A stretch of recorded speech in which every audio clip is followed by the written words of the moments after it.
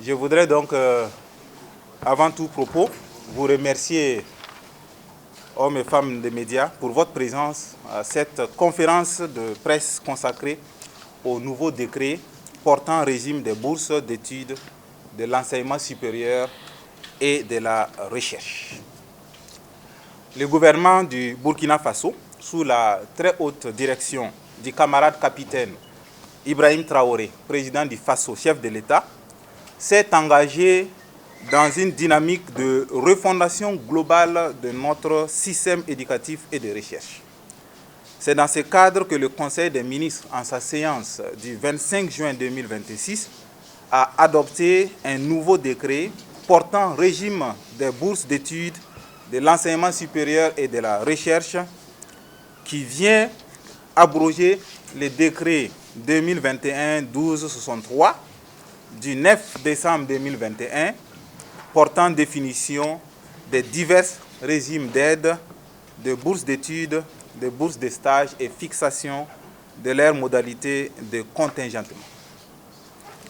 Cette relecture répond à la volonté du gouvernement de moderniser le dispositif national de gestion des bourses d'études, d'assurer une meilleure gouvernance des différentes sources de financement, de prendre davantage en compte les filières prioritaires de développement et de renforcer l'encadrement de la mobilité académique internationale des Burkinabés. Avant tout, il est important de souligner que le gouvernement n'a aucune intention d'empêcher les études à l'extérieur, encore moins à ne favoriser aucune ouverture de la science sur le monde entier. La présente conférence de presse vise donc à éclairer l'opinion publique sur les contours des innovations majeures et des changements structurels introduits. Les innovations majeures du décret. D'abord, nous avons l'introduction de nouvelles catégories de bourses et une réorganisation des régimes. Le nouveau texte redéfinit et élargit les types de bourses à 13 catégories distinctes et introduit de nouveaux dispositifs novateurs. Nous avons la bourse patriotique. C'est une innovation majeure permettant à toute personne physique ou morale, que ce soit burkinabé ou étrangère, de financer directement la formation ou la recherche dans une logique d'engagement citoyen. Nous avons la bourse d'inscription qui est destinée à couvrir de manière spécifique tout ou partie des frais d'inscription académique pour les apprenants orientés par l'État. Nous avons la bourse spécifique d'indigence qui remplace l'ancienne formule générale des aides et cible les étudiants en situation sociale particulièrement difficile sur la base des textes en vigueur. Deuxième point, la redéfinition et la hiérarchisation des critères d'attribution. Les bourses d'études sont désormais attribuées en tenant compte par ordre de priorité des critères suivants.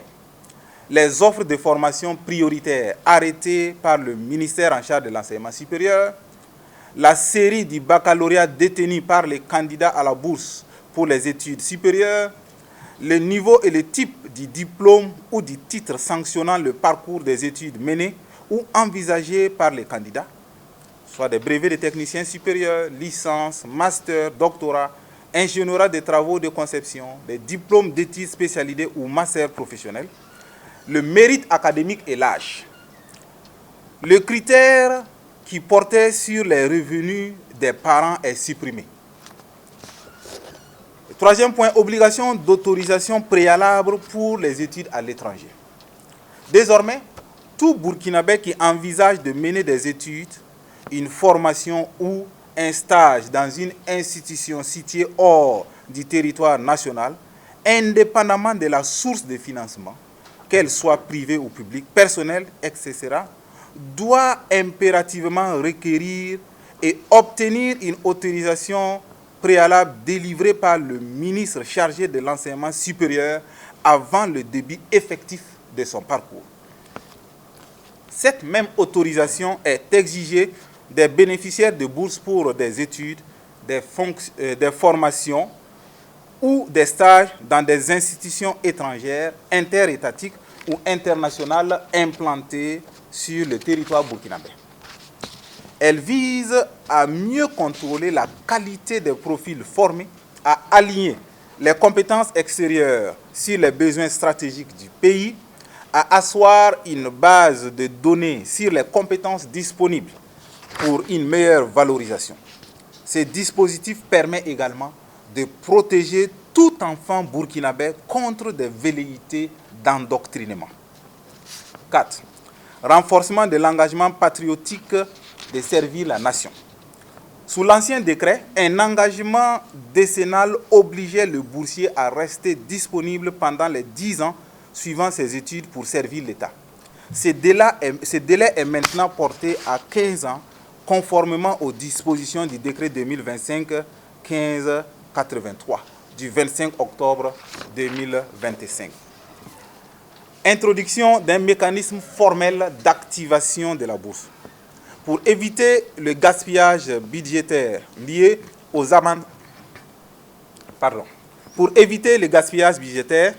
aux abandons ou réorientations non signalées, le nouveau texte introduit l'obligation d'activer sa bourse au titre de l'année en cours en fournissant des pièces formelles, l'identité, spécimen de signature, etc.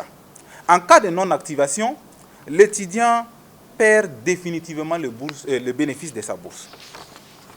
Camarades femmes et hommes de médias, le gouvernement demeure profondément attaché à la mobilité internationale des étudiants, à l'ouverture de notre système d'enseignement supérieur sur le monde et au développement du capital humain à travers les meilleures formations disponibles.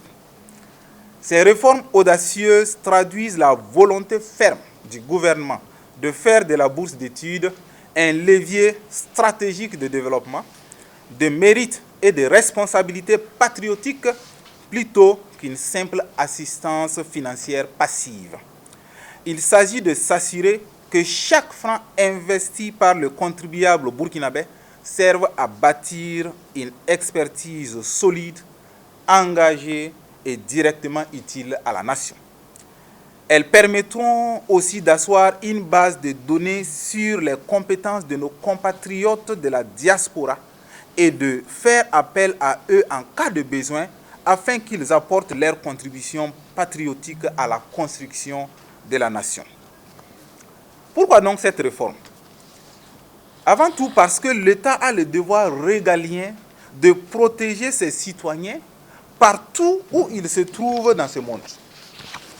Au cours des dernières années, plusieurs de nos compatriotes ont été victimes de réseaux peu scrupuleux qui les ont orientés vers des établissements non reconnus ou dans des formations sans valeur académique et avec des contenus complètement en déphasage avec la vision actuelle du gouvernement.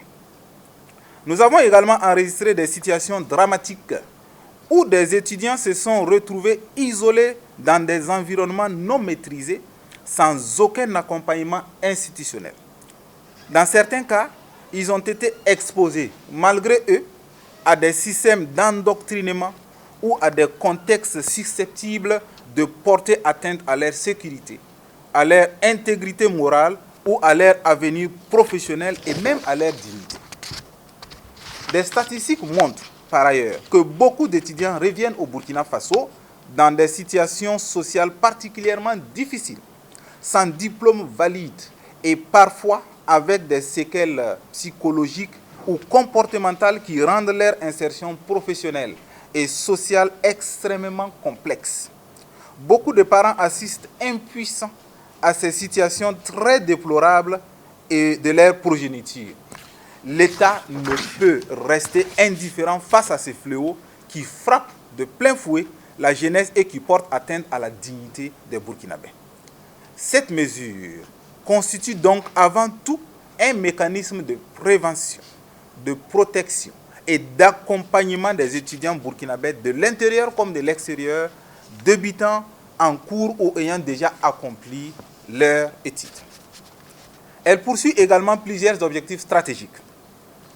D'abord, constituer une base de données, je l'ai dit tantôt, nationale fiable des Burkinabés poursuivant des études, des formations ou des stages à l'étranger afin d'améliorer leur suivi académique et administratif. Vérifier que les établissements d'accueil sont officiellement reconnus par les autorités compétentes de leur pays d'implantation et que les formations envisagées répondent aux exigences académiques internationales. Lutter contre les dérives académiques en éradiquant les faux diplômes, les établissements fictifs et les formations de complaisance qui compromettent l'avenir des diplômés et nuisent à la crédibilité de notre système d'enseignement supérieur. Renforcer la protection consulaire en permettant à nos ambassades et représentations diplomatiques d'assurer un meilleur suivi de proximité, d'intervenir rapidement en cas de difficulté et de veiller à ce qu'aucun Burkinabé en formation à l'étranger ne soit laissé à lui-même. Permettre à l'État de cartographier, je le disais tantôt, les compétences acquises par la diaspora, de mieux préparer les retours, de faciliter leur insertion dans les tissus socio-économiques nationaux et de mobiliser leur expertise au service du développement du Burkina Faso. Quelles sont les modalités pratiques de la demande d'autorisation? Afin de faciliter les démarches des usagers, le ministère mettra en place dans les prochains jours une plateforme sécurisée à travers laquelle toutes les demandes d'autorisation seront introduites et traitées entièrement en ligne, sans déplacement physique des demandeurs. Pour ce faire, les pièces exigées et la procédure détaillée seront précisées dans un communiqué que le ministère publiera très bientôt.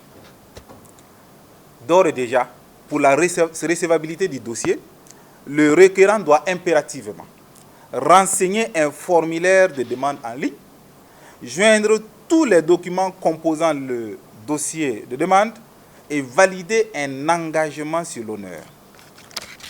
Le gouvernement invite tous les élèves, les étudiants, les parents, les établissements d'enseignement supérieur, les partenaires, les hommes et femmes de médias à s'approprier cette réforme majeure et à contribuer à sa mise en œuvre pour un enseignement de qualité au service de la nation et pour une jeunesse pleinement épanouie.